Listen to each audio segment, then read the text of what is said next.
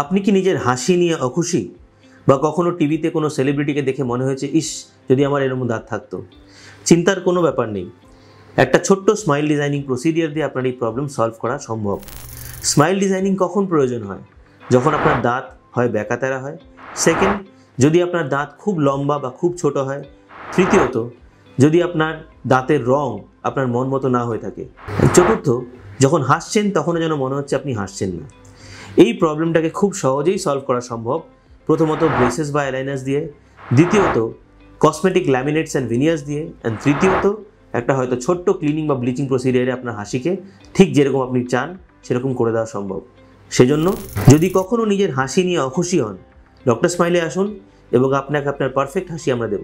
Thank you.